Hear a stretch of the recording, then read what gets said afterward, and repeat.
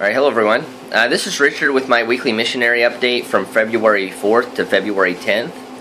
We preached the gospel in 8 public elementary schools over this week. We shared the gospel with 725 people, and we counted 76 salvations.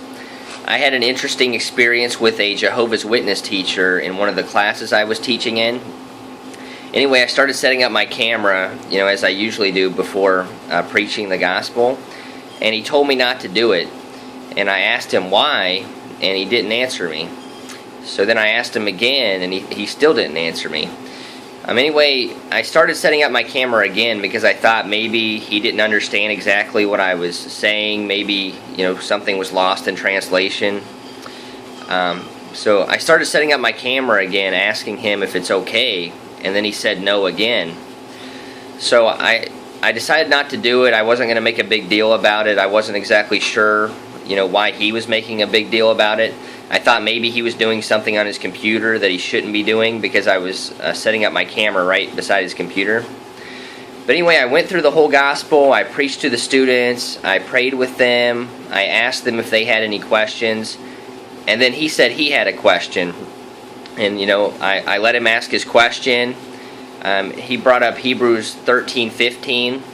And he was basically attacking salvation by faith.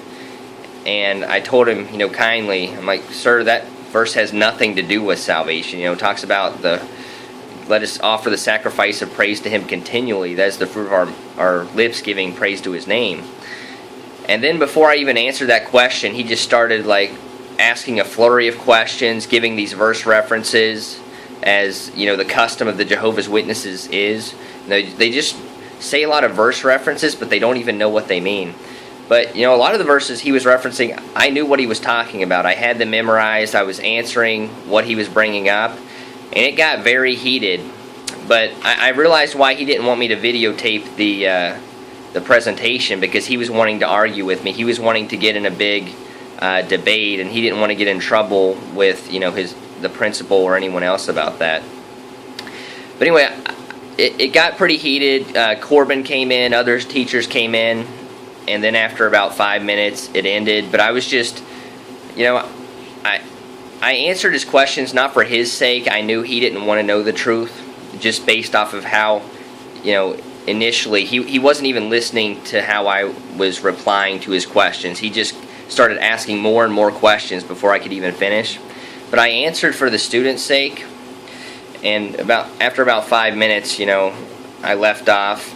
And Corbin and I talked to the teachers about it in the office afterwards. And it's kind of funny, they all took our side. And that's how it almost always is here in the Philippines. Whenever there's a big scene or something happens, most people take our side, even if they don't agree with our doctrine. It's kind of weird.